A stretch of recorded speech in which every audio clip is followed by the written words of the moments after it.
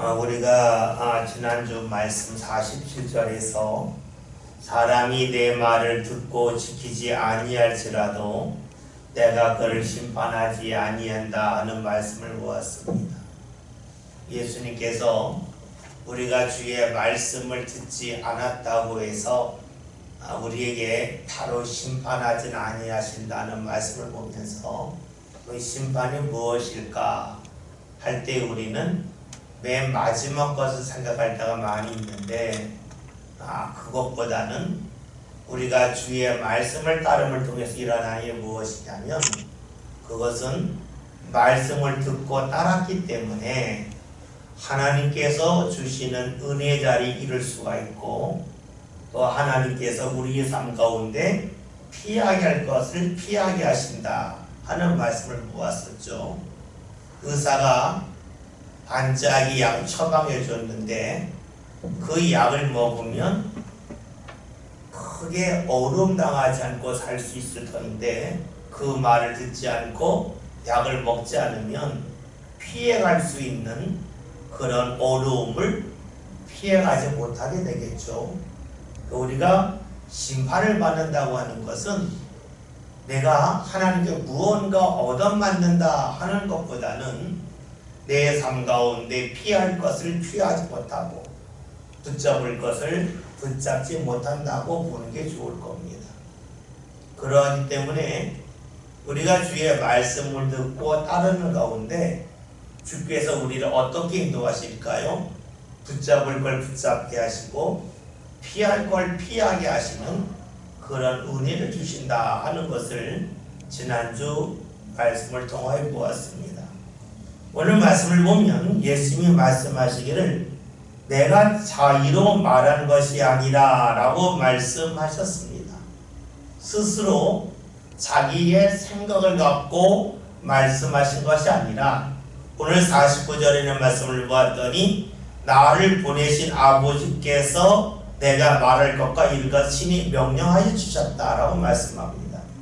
즉 자신의 생각과 하나님이 주시는 말씀을 예수님은 구별할 줄 알았습니다.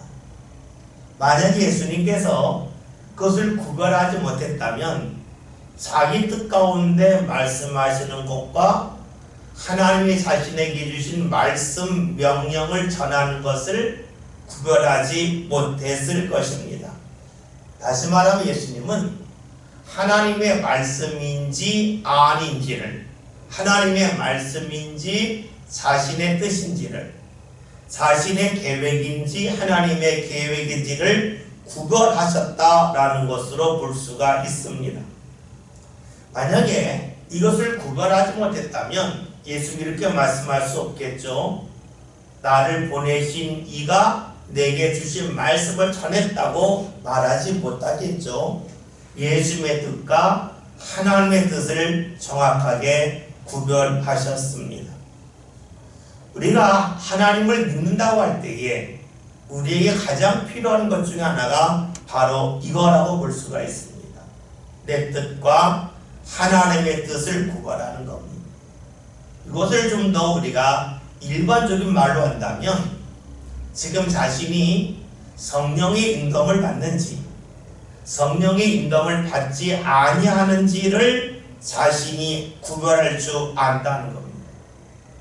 성령의 인도를 받는다고 할 때에는 하나님의 주신 뜻이 내게 임했다고 하는 것이 될 것이고 성령의 인도함을 받지 못한다고 하는 것은 하나님의 뜻과는 별개로 내 뜻이 표현된다는 것으로 볼 수가 있습니다. 우리가 성령의 인도하심과 성령의 인도함을 구별할 수 있을 때 비로소 내 뜻인지 하나님의 뜻인지를 구별할 수가 있습니다. 여러분, 우리가 하나님의 것인지 즉 성령의 감동인지 아닌지를 알 때 비로소 우리는 하나님의 일을 한 것인지 아니면 내 일을 한 것인지를 알 수가 있겠죠. 그래서 중요한 것이 주의 인도함을 받는 것, 하나님의 뜻이 무엇인지를 아는 것이 중요하겠죠. 이렇게 본다면 무언가 빨리 결정하는 것보다 우리가 자주 하는 말대로 바르게 결정하는 게 중요하죠. 우리가 누가복음 6장이나 말씀을 보면 예수님께서 많은 무리 중에서 12명의 제자를 택하시는 말씀이 나와요. 근데 그 말씀을 보면 예수님께서 밤새 기도하시고 12명의 제자를 택하셨다는 말씀이 나옵니다. 다시 말하면 예수님이 무언가 결정하실 때에 그냥 보이는 대로 생각한 대로 결정하는 것이 아니라 하나님께 충분히 기도하여서 성령의 역사를 분명하게 본인이 느낀 후에 비로소 무언가 행하셨다라고 볼 수가 있습니다. 그래서 사실 우리가 이 말씀이 그럴 때에는 그런 것 같은데 문제는 내 삶 가운데 이걸 적용하려면 너무 어렵다는 거예요. 그렇잖아요. 내가 성령의 인도를 받은 건지 아닌지 너무 어렵잖아요. 우리가 그럴 때에는 지금 일반적으로 돌아갈 필요가 있어요. 그것이 무엇이냐면 예수님께서 하신 말씀 중에 너희가 대접받고자 하는 대로 대접하라 그랬어요. 다시 말하면 입장을 바꿔놓고 봐서 괜찮다 하면 그거는 하나님의 뜻일 확률이 높아요. 내가 입장을 바꿔놓았을 때에 나는 저거 싫어. 그러면 어떻게 될까요? 그것은 나만 위한 것이 돼요. 내 입장을 바꾸었는데 괜찮다 하면 그것은 무엇이 될까요? 그것은 하나님의 뜻일 확률이 높아요. 여러분들이 신앙생활 할 때에 제일 잘할 수 있는 방법이 무엇이냐라고 한다면 여러 번 말씀드렸는데요. 목회자가 내 가족이라고 생각하고 신앙생활 하면 잘합니다. 그러면 말씀을 듣고 크게 상처받을 게 없어요.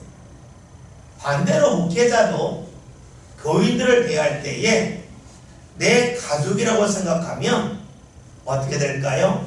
품지 못할 게 없어요. 그 입장이 바뀌면 무척이나 쉬워져요. 그런데 이것이 잘 안 된다는 거예요.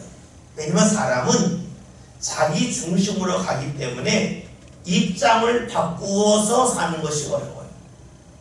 우리가 그 동양에서 하는 이야기 중에서 공자가 이런 이야기 했잖아요. 네가 하기 싫은 일을 남한테 시키지 말고 또 네가 싫어하는 것을 남한테 하라고 하지 말라. 다른 말로 하면 예수님의 말씀대로 대접받고자 하는 대로 대접하라는 이야기인데 동양에서 무엇을 말하면 이것은 도를 닦아야 된다는 것이고 우리 기독교에서는 도를 닦는다는 것은 율법과 같은 거기 때문에 그건 아니다. 우리가 주님과 관계를 깊게 하게 되면 주께서 우리의 마음을 뒤바꿔 주신다. 성령께서 함께 하시는 것이 무엇이냐? 그것은 우리로 하여금 나를 버리게 하는 거라는 거야. 내가 죽는 거잖아요. 내가 죽는다고 하는 것은 내가 상대방으로 볼 수 있는 그런 눈이 생기는 거죠. 그래서 우리가 성령의 인도를 받는다. 우리가 주의 뜻을 분별한다고 할 때는 주님의 말씀 대접받고자 하는 대로 내가 대접하는가 이걸 보면 쉬울 수 있어요. 그런데 여러분 이것이 보통 때는 잘 떠오르지 않아요. 우리가 아는 것과 행하는 건 달라요. 아는 것과 생각나는 건 달라요. 그래서 우리가 성령의 인도를 받는다고 하는 것은 내가 알고 있는 말씀, 예수님의 말씀대로만 나중에 요한복음에 나오겠지만 생각나게 하시리라. 생각나게 하시리라. 너희가 받았던 말씀이 필요할 때에 떠오르게 하신다는 것이 바로 성령이 하시는 일인데 오늘 우리가 들었던 말씀이 삶 가운데 떠오를 수 있다면 우리의 삶은 성령의 인도를 받게 되는데 그 방법 중에 하나 무엇일까요? 대접받고자 하는 대로 대접하는 것이 됩니다. 우리가 이런 거 있잖아요. 내가 무언가 주도적으로 할 때에는 다른 사람이 나를 도와주길 원하고, 그리고 다른 사람이 무언가 할 때에는 내가 도와주면 나는 괜히 도움이 뿐이 안 되는 것 같으니까 그때는 뒤로 빠지고 그 일을 마다할 수가 있어요. 그것은 바로 성령의 인도함을 받는 거라고 말하기는 어려울 거예요. 왜냐하면 대접받고자 하는 대로 대접하지 않기 때문이죠. 근데 여러분, 이것이 우리가 성령의 인도함을 받는다 할 때 일어나는 가장 좋은 모습이라고 했어요. 왜냐하면 우리가 이제 요한복음 13장 1절에 나오는데 예수님이 자기 사람을 사랑하시되 끝까지 사랑하셨다는 거잖아요. 그러면 성령의 역사가 나올 때 가장 강력하게 뭐예요? 사랑이잖아요. 우리가 고린도전서 12장부터 14장까지를 보면 은사에 관한 말씀이 나오는데 그 한가운데 고린도전 13장에서 은사 중에 가장 큰 은사가 뭐냐? 사랑이잖아요.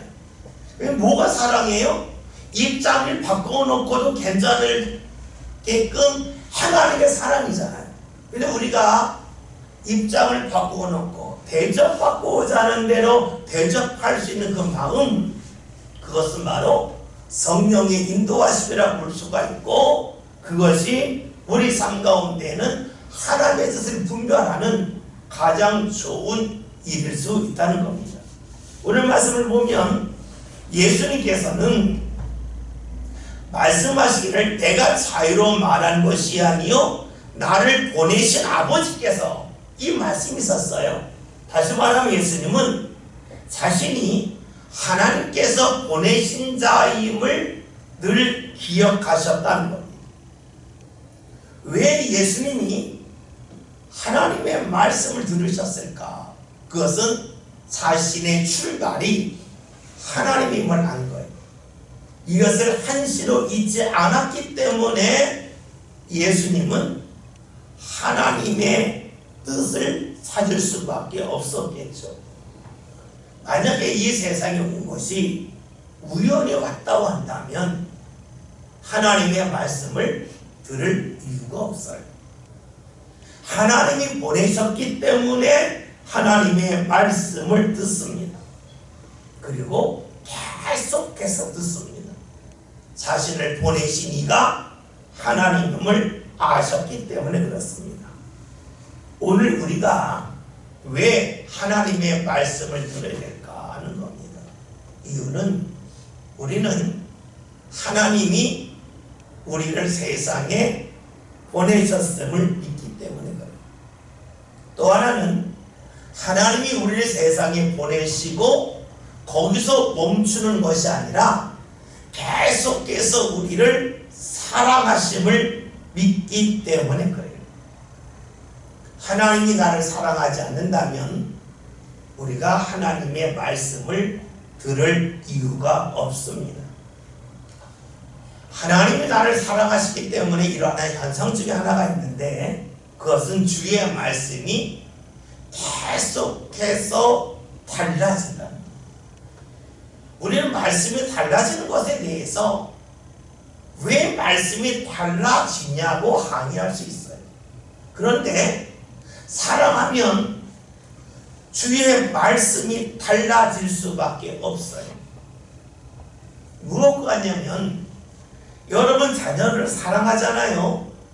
그러니까 자녀가 태어났을 때에 그에게 주는 음식과 그 자녀가 좀 자랐을 때 주는 음식이 다르죠. 맨 처음에 젖을 주고, 나중에 좀 씹을 수 있는 걸 주고, 나중에 딱딱한 음식을 주고, 또 나중에 어떻게 국물 있는 걸 주고, 계속 달라져요. 여러분, 우리가 말씀을 양식이라고 그러잖아요. 말씀이 양식이라고 하는 것은 우리의 성장 정도에 따라서 주께서 우리에게 주시는 말씀이 조금씩 달라질 수밖에 없어요. 말씀이 달라지는 이유는 주님이 우리를 사랑하시기 때문에 우리의 성장 정도에 따라서 가장 적절한 말씀을 주시기 때문에 그래요. 그래서 우리가 주의 말씀을 들을 때에 말씀이 달라진다고 그럴 때에 왜 달라지냐라고 묻는 건 어리석은 거예요. 왜 그때와 지금이 말씀이 다르다는 것도 어리석은 거예요. 왜냐하면 나의 성장 정도에 따라서 내게 주시는 말씀은 달라지는 것이 당연해요. 성장이 전혀 없다면, 또 때로는 주님이 기대하시는 것보다 너무 동떨어진다면 말씀이 같을 수도 있고 달라질 수도 있겠지만, 어쨌든 우리에게 필요한 것은, 우리는 말씀을 양식으로 한다면 나의 성장 정도에 따라서 주의 말씀이 달라질 수 있다고 하는 그 생각이 필요해요. 이 속에는 무엇이 있어요? 주님이 나를 사랑하신다는 것입니다. 우리의 신앙이 흔들리지 않은 가장 좋은 방법이 뭡니까? 이 두 가지. 하나님 나를 보내셨다, 하나님이 나를 사랑하신다는 거예요. 사랑하신다고 할 때는 내가 원하는 것이 이루어지지 않을 때에 원망이 나오지 않아요. 그럴 만한 이유가 있겠지. 그런데요, 여러분 그렇잖아요. 여러분이 믿는 사람이 있어요. 그 믿는 사람이 여러분이 기대하지 않은 행동을 할 때에 따질 수 있어요. 너 왜 그러냐고. 그건 뭐예요? 그를 그만큼 신뢰하지 않기 때문에 그래요. 신뢰하면 어떻게 해요? 아, 그럴만한 이유가 있겠지. 그럴만하니까 그렇겠지. 때가 되면 말하겠지. 지금 말하려면 좀 무언가 꺼림칙한 거가 있으니까 말 안 하는 거지만 때가 되면 말하겠지. 이렇게 기대할 수 있는 것은 그를 믿을 때예요. 우리가 하나님을 믿는다고 하는 것은 내가 원하는 일이 펼쳐지지 않을 때에 하나님 도대체 왜 그래요? 라고 묻는 것이 아니라, 하나님이 필요하니까 나에게 이걸 허락하셨겠지. 그리고 때가 되면 주께서 알게 하실 거고 주께서 깨닫게 하실 거라고 하는 그런 기대가 필요합니다. 예수님은 하나님이 자신을 보내셨음을 기억하셨어요. 그래서 하나님의 말씀을 전할 수 있어요. 그러니까 예수님의 말씀은 하나님의 말씀이에요. 그러면 성경은 어떨까 합니다. 성경은 어떨까? 우리가 성경을 하나님의 말씀이라고 하는 이유는, 모든 성경은 하나님의 감동으로 기록되었기 때문에 그래요. 이럴 때 물을 것이 있어요. 성경은 사람이 기록했죠. 쓰기는. 그렇죠? 하나님이 쓰신 건 아니죠. 사람이 썼고 하나님의 감동을 준 거예요. 그렇기 때문에 손은 사람이 썼지만 마음은 하나님의 마음이 담겨져 있는 거예요. 이때 물을 것이 있어요. 그러면 성경을 기록한 사람과 예수님의 차이는 무엇일까요? 똑같이 하나님의 말씀을 우리에게 줍니다. 그런데 예수님과 성경을 기록한 사람의 차이가 있습니다. 그것은 무엇이냐면, 성경을 기록한 사람은 성경을 기록할 때에는 100% 하나님의 감동 속에 기록했지만, 보통 때의 삶도 100% 하나님의 감동 안에 산 것은 아니랍니다. 그렇겠죠? 만약에 성경을 기록한 사람이 성경을 기록한 이후에 죽을 때까지 하나님의 감동 가운데만 살았다면, 그러면 예수님과 똑같잖아요.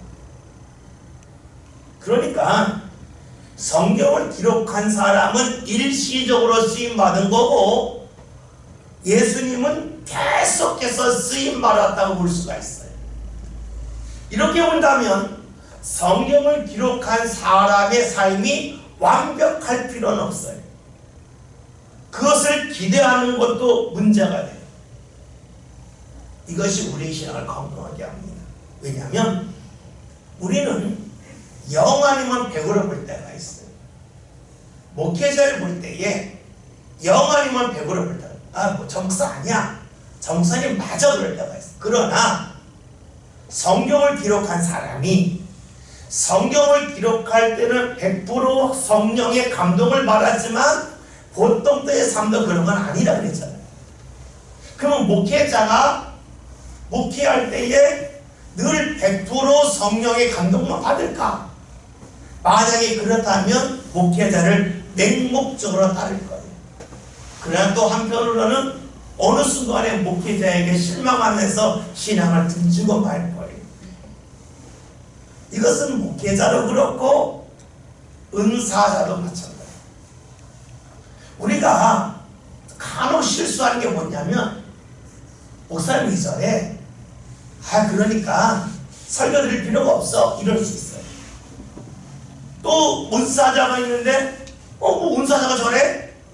저거 다 가짜 이럴 수 있어요. 그런데 여러분 잊지 맙시다.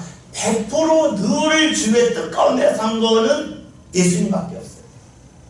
성경을 기록한 사람도 성령의 감동 가운데 기록했지만 성경을 기록할 때만 성령의 감동이지 늘 성령의 감동은 아니에요.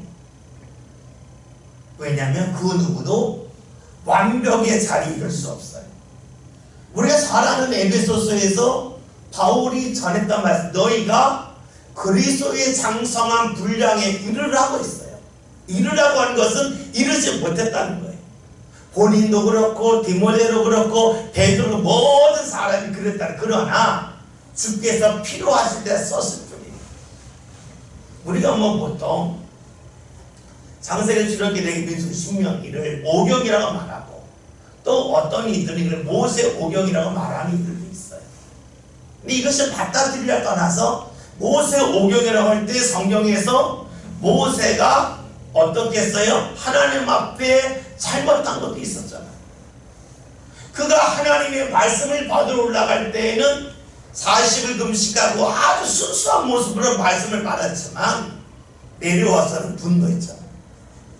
100% 그의 삶이 하나님의 인도함은 아니에요. 그러나 하나님이 필요할 때 그에게 감동을 몰아넣어줄 거예요. 이것을 우리가 잊지 않고 살 때에 우리의 신앙이 건강할 수 있어요. 또 다른 말로 하면 이렇게 본다면 우리 신앙의 사람은 언제든지 넘어질 수 있는 거예요. 주께 쓰임 받았다가도 우리 100%가 아니기 때문에 언제든지 넘어질 수 있어요. 또 다른 말로 하면 사람은 믿을 존재가 아니에요. 아무리 크게 쓰임 받았다 할지라도 어느 순간에 넘어질지 몰라요. 왜냐하면 100%는 없기 때문에 그래요. 그래서 우리에게 필요한 것이 무엇일까요? 반복적인 것, 차분한 것, 꾸준한 것이에요. 제가 친구 목회자를 만나면 자주 하는 이야기가 있어요. 빨리 노후 준비해라. 여러분이 이 이야기를 듣고 목사가 왜 이렇게 믿음이 없나 할 수도 있어요. 그런데 제가 교회 생활만 계속하는 거죠. 보면서 깨달았던 게 하나 뭐냐면 목회자들이 은퇴할 때에 30, 40년 한 교회에서 존경받았던 목사님이 은퇴하고 교인들을 등 돌릴 때가 많아요. 왜냐하면 목회자가 모든 걸 교회에다 쏟아붓어요. 그리고 은퇴하려고 할 때에 교회에서 그 목회자를 어떻게 이용할 거냐, 이 문제를 갖고 서운하다 할 때도 있고, 목사가 너무나 많은 걸 요구한다고 할 때도 있고, 그러니까 열심히 신앙생활을 하다가 나중에는 얼굴도 쳐다보지 않고 그 목사님이라고 하면 고개를 막 흔들고, 또 목회자들은 은퇴하고 나서는 아니라 내가 이런 교인들하고 함께 신앙생활을 하면서 딱을 치며 후회하는 목사들이 상당히 많아요. 왜 그랬을까요? 함께 신앙생활을 할 때 좋았어요. 그런데 목회자가 은퇴할 때 되면 교인을 냉정히 주는 거예요. 새로 오실 그 분에게 관심이 있지 떠나가는 분에게 뭐가 관심이 있어요? 그게 또 맞고. 그러다 보니까 갈등이 나다. 그래서 제가 보고 느낀 게 있어. 아, 목회자들이 맨 마지막에 기댈 때가 교회밖에 없으면 교회에다가 무리한 걸 요구하게 되고, 또 때로는 정당한 걸 요구한다 하더라도 교회에서는 준비가 되지 않으면 그거에 대해서 당연히 싫어한다. 그럼 갈등이 나옵니다. 갈등이 나오면 지금까지 쌓아놓았던 인간적인 관계를 떠나서 신앙으로 크게 흔들린다. 여러분 그렇죠? 저는 사실 그런 걸 너무 많이 봤어요. 그래서 필요한 것이 무엇입니까? 사람은 믿으면 안 돼. 어떻게 돼요? 차분하게, 꾸준하게 계속해서 한 걸음 한 걸음 나아가야 돼요. 그러면 나중에 크게 뛸 일이 없어요. 여러분 그렇잖아요. 여러분에게 한꺼번에 10km를 뛰어가라 못 뛰잖아요. 근데 하루에 50m씩 계속 뛰어가라. 그리고 쉬고 또 쉬어라 하면 다 할 수 있잖아요. 그래서 우리가 신앙생활 할 때 중요한 것 중에 하나가 꾸준함이에요. 사람은 언제든지 달라질 수 있어요. 예수님만 먼저 다시 봅시다. 예수님은 하나님의 뜻을 늘 기억하셨고 전하셨어요. 100% 하나님의 말씀을 전했어요. 그러나 성경을 기록한 사람들이 할지라도 성경을 기록할 때에는 성령이 100% 감동을 받았지만 그 감동이 늘 이어진 건 아니다. 목회자도 그렇고 은사자도 그렇고 모든 성도가 그렇다는 거예요. 우리가 인정해야 돼요. 그래서 우리가 신앙생활 할 때에 언제든지 넘어질 수 있다. 나도 넘어지고 상대도 넘어질 수 있다. 나는 실수하고 상대는 실수할 수 있다. 이것을 기억하고 있어야만 신앙 가운데 건강해요. 그러기 때문에 우리에게 필요한 것이 차분하게 하나하나 계획을 세우고 나아가야 돼요. 그렇지 않으면 모든 신앙이 한순간에 무너질 수 있어요. 아까 말씀드렸잖아요. 제가 친구 목회자들에게 은퇴 준비 미리 해라. 미리 준비해라. 그래야만 당신들이 목회를 마칠 때에 교인들하고 관계가 좋고 교인들이 시험 들지 않고 그리고 당신도 행복하게 목회를 마감할 수 있다 그랬어요. 여러분 우리가 이런 것을 가지고 너무 인간적으로 생각하면 안 됩니다. 왜냐하면 우리 자신의 죄성에 대해서 생각하고 인정하면 우리가 무엇을 할 수 있는지가 보인다는 거예요. 50절에 있는 말씀 다 같이 봅니다. 말씀 봅니다. 나는 그의 영혼이 영원히 필요하노라. 그러므로 내가 있는 곳은 내 아버지께서 내게 말씀하신 그의 은혜라 하시리라. 아멘. 예수님은 하나님의 말씀이 영생이라 하셨어요. 이것은 하나님의 말씀을 따를 때에 죽지 않는다 뭐 이런 뜻이 아니라 하나님의 말씀을 따를 때에 하나님의 뜻이 이루어짐을 아신다는 거예요. 말씀을 따르며 살 때에 하나님의 뜻하신 바가 반드시 이루어짐을 예수님은 아신다고 말씀하셨어요. 근데 우리가 이 말씀을 보고 생각할 것이 있어요. 예수님이고 우리는 어떻게 될까요? 우리는 안다고 할 때에 사람마다 아는 시기가 다릅니다. 여러분 우리가 드라마나 영화 보면 처음 보면서 저 사람이 범인이야 아는 사람이 있어요. 그렇죠? 어떤 사람은 끝날 때까지 누군지 몰라요. 어떤 사람은 중간쯤 가면 아는 사람이 있어요. 왜 그럴까요? 이유는 간단하죠. 일단 많이 본 사람이 빨리 알아요. 그렇죠? 처음 보면 모르잖아요. 그런데 사실 영화나 드라마가 다 비슷비슷하잖아요. 그러니까 드라마를 여러 번 볼 사람은 알아요. 저 사람이 범인일 거야. 딱 짐작하면 거의 맞아요. 또 하나예요. 드라마를 보다 보면 자그마한 힌트가 있어요. 근데 그 힌트를 보고 아는 사람이 있고 힌트를 흘려보낸 사람이 있어요. 흘려보내는 사람은 끝날 때까지 몰라요. 근데 힌트를 정확하게 캐치하는 사람은 누가 범인인지 일찍 압니다. 주의 말씀을 따르는 것도 그러하다는 거예요.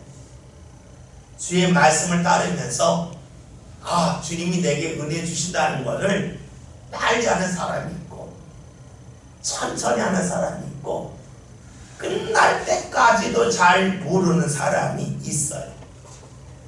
그러면 우리에게 내가 모르는 건 어쩔 수 없잖아요. 알면 좋은데 그 모르는 걸 어떡하냐고. 모르는 걸 탓할 수는 없잖아요. 그러기에 우리에게 대안이 필요해요. 그것이 무엇이냐면 감사하며 사는 거예요. 왜냐? 감사하며 살 때에 더 빨리 보이기 때문에. 감사는 뭐예요? 하나님이 나를 사랑하신다, 나를 좋은 길로 인도하신다 하는 고백이에요. 그러면 그런 눈으로 봐요. 그러면 주께서 내 삶 가운데 주시는 애가 빨리 보여요. 근데 감사하지 않잖아요. 그건 마음속에 뭐가 있냐면 하나님 나를 사랑하셔, 하나님 내를 인도하셔, 이런 마음이 들어요. 의문이 자꾸 들어요. 그럼 안 보여요. 우리가 무언가 볼 때에는요, 내가 상대에 대하여 좋은 마음을 갖고 보면 그의 좋은 일이 잘 보여요. 내 미운 마음을 갖고 보면 그에게 좋은 것이 안 보여요. 우리가 신앙생활 할 때에 자꾸 감사하는 게 중요해요. 오죽하면 우리가 잘 아는 에베소서 5장 18절 이하에서 성령 충만한 사람의 모습에 관한 말씀하기를 찬송하고 감사하고 섬긴다 그랬잖아요. 오늘 말씀을 보면 예수님께서 아신다 그랬어요.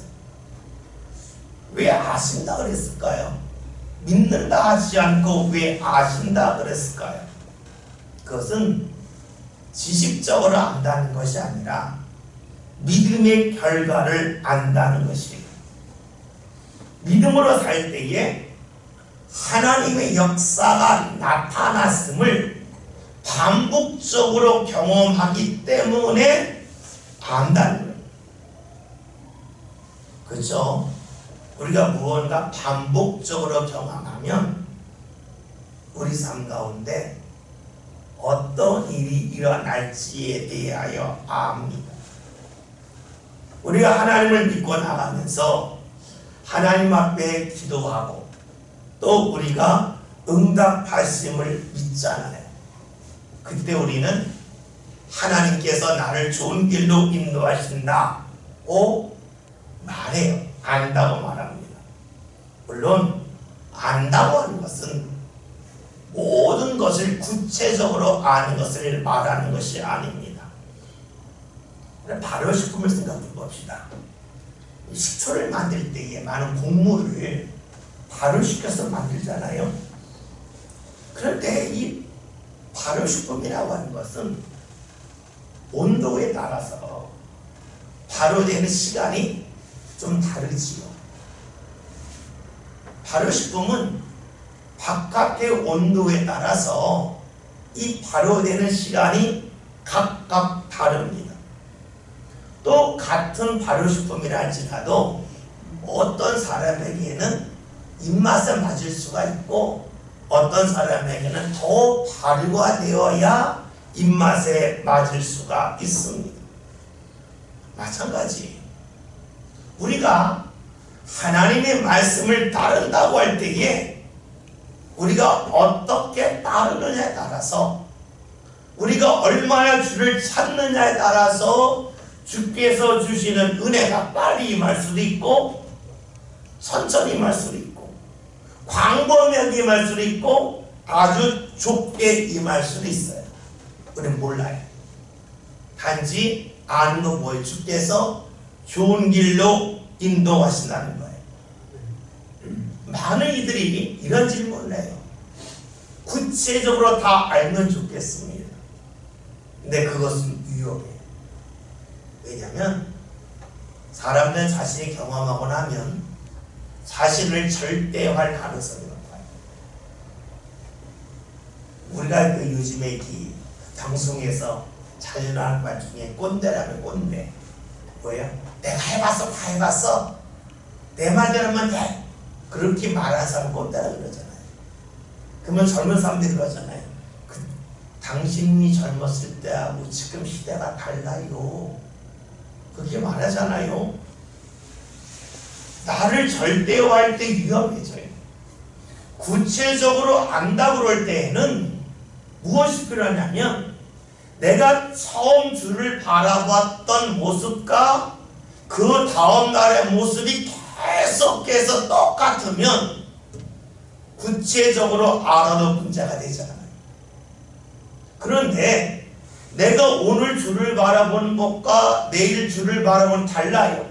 그러면 주님께서 오늘 나의 모습을 보고 구체적으로 알려주셨는데 내가 내일 모습이 달라졌어요.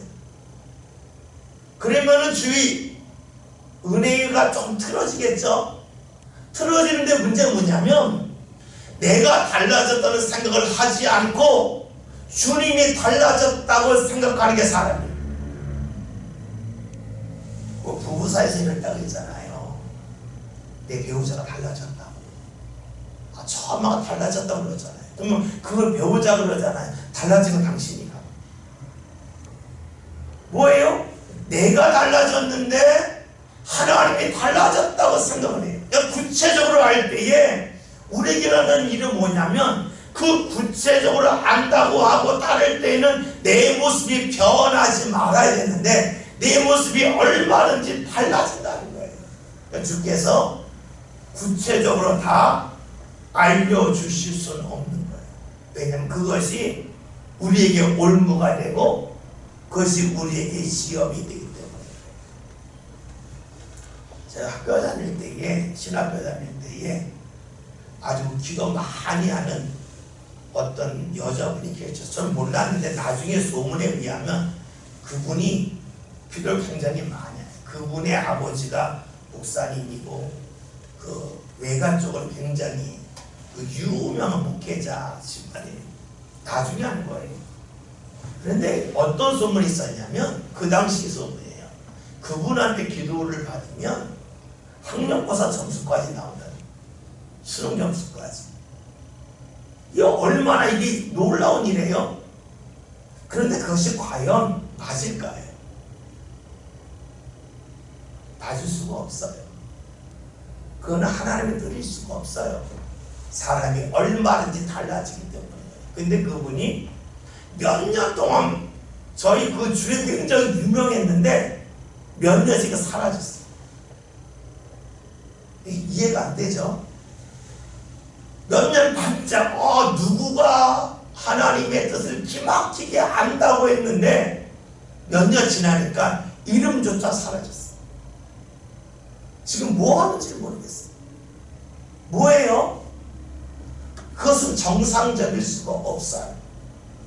그것은 사람이 변하지 아니할 때만 가능해요. 하나님의 변함이 없는 분이지만 사람은 언제든지 달라질 수 있어요. 그러니까 시험이 들잖아요. 그러니까 구체적으로 알려주는 그 자체는 옳다고 볼 수가 없어요. 오늘 우리가 신앙생활 자꾸만 구체적인 걸 원해요. 근데 그 속에는 나쁘게 하면 교만이 있는 거예요. 내 모습이 오늘 내일 앞으로 변하지 않을 겁니다. 그러니 알려주세요. 그러나 그런 사람은 없어요. 예수님은 하나님이 말씀하신 걸 전하셨어요. 그리고 하나님의 뜻이 반드시 이루어짐을 믿고 아셨어요. 오늘 우리들에게 필요한 신앙도 이런 신앙이겠죠. 내가 주의 말씀 붙잡고 살면 주께서 나를 인도하신다.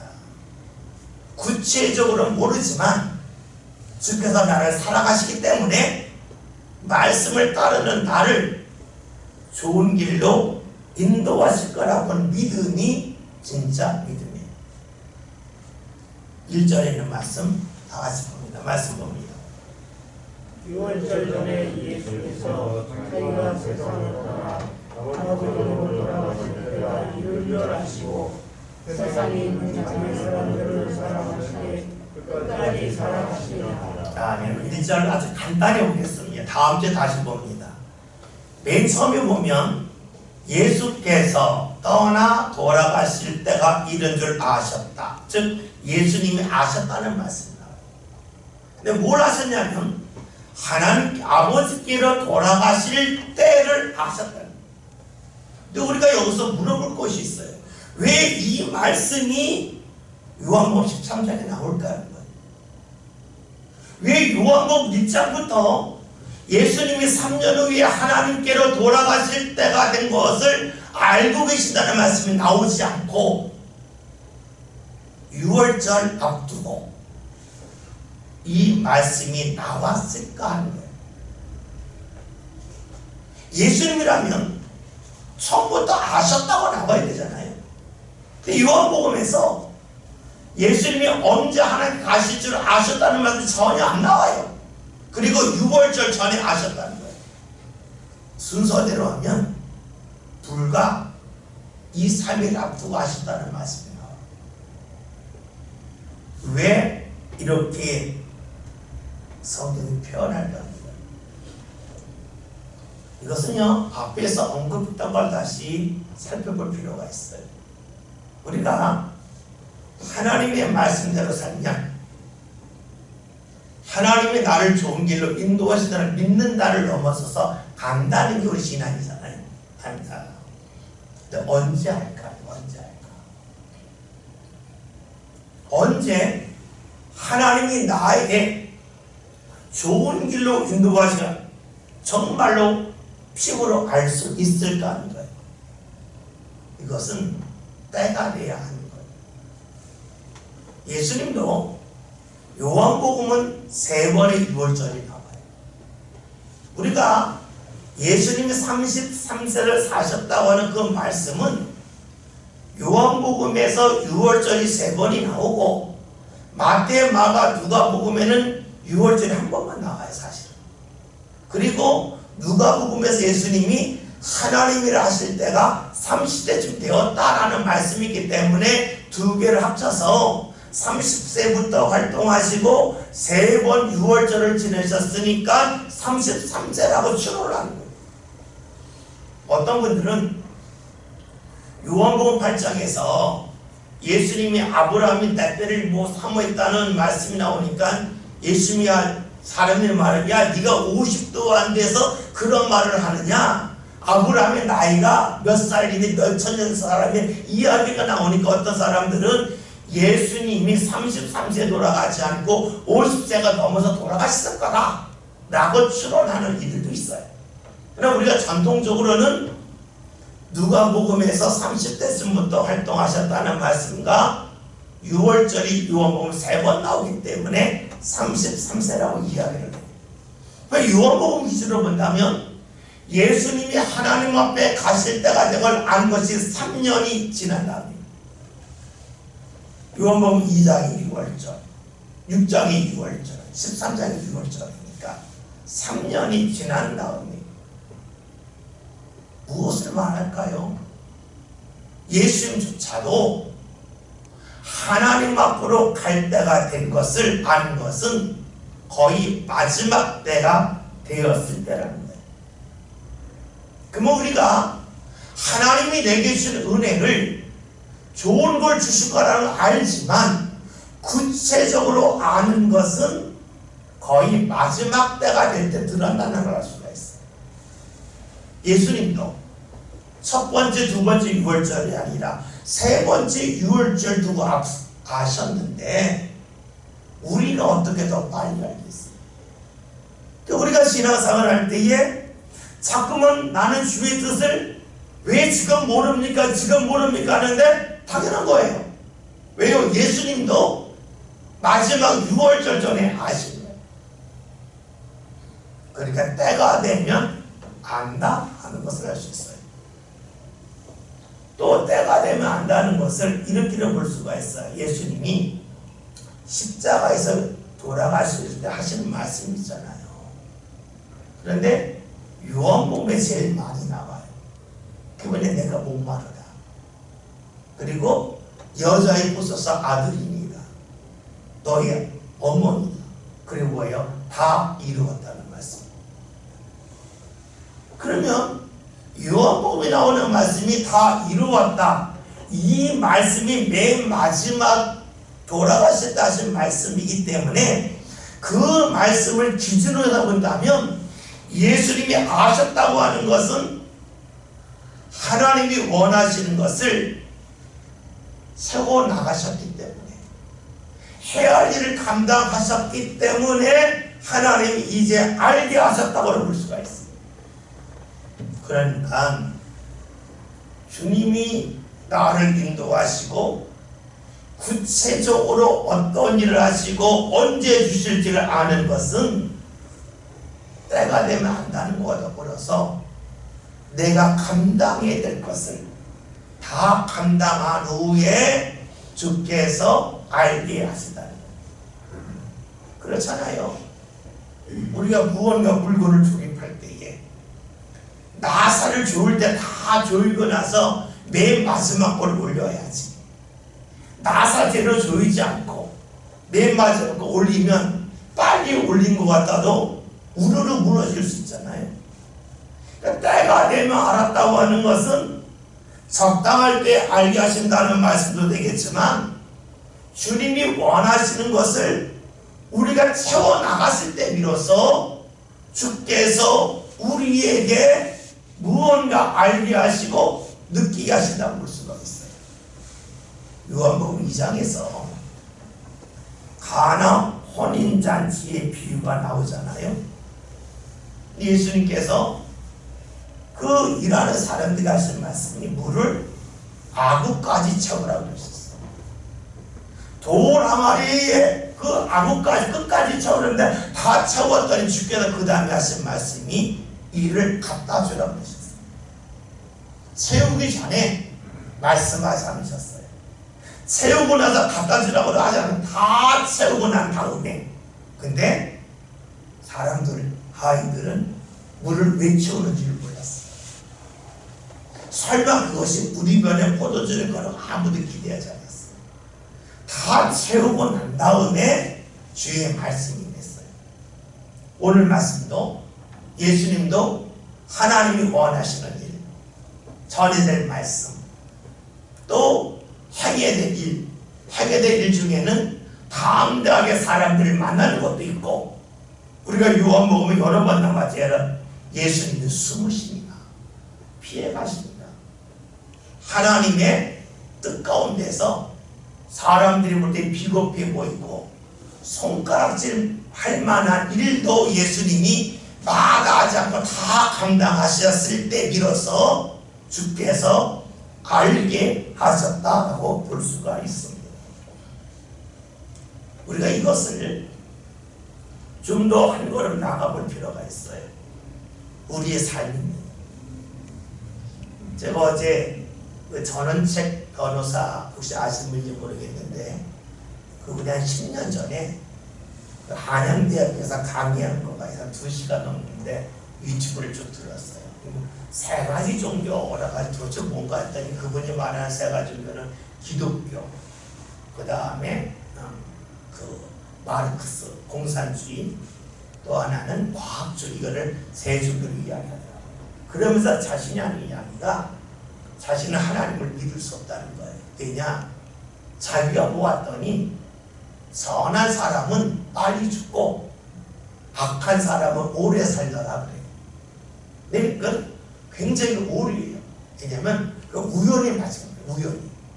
그래서 우리가 제일 어리석은 검사가 혈액형 검사죠. 뭐 A형은 어쩌고 B형은 어쩌고 C형은 B형은 이거 하잖아요. 그렇죠? 근데 이 원래 피 검사를 제일 먼저 한 게 어딘지 아시죠? 낫지에 낫지.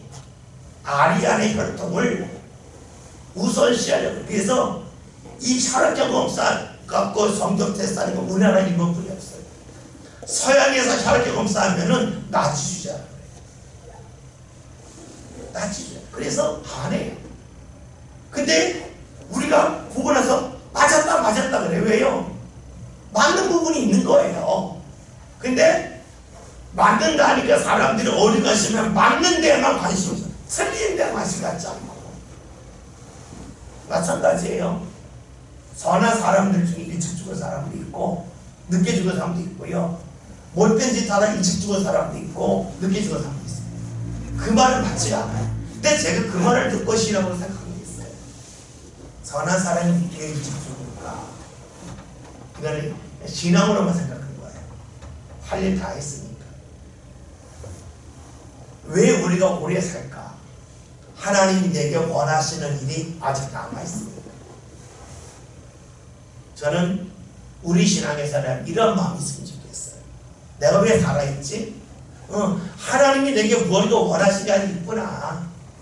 그래서 다 채우고 나서 하나님께서 나에게 큰 은혜를 주시려고, 천국의 큰 기쁨을 주시려고 살게 하시는구나. 그러면 우리의 삶에 늘 가치가 있어. 그래, 내가 왜 살지? 그럼 뭐예요? 하나님을 제대로 믿는 거라고 말할 수 없어요. 예수님은 채우셨어요. 그리고 하셨어요. 그러니 우리가 무언가 빨리 하려고 할 필요도 없고 채우는 게 중요해요. 우리의 삶도 그래. 왜 살까? 하나님이 내게 원하신 것이 아직 남아있는 거야. 그 남아있는 것을 채우게 하신 후에 내 삶과 더 큰 은혜를 천국에서 누리게 하시려고 살게 하십니다. 오늘 우리가 말씀을 통해서 거기까지 말씀을 드리겠습니다. 기도합니다. 하나님, 주께서 저희를 이 세상에 보내셨고 사랑하심을 믿습니다.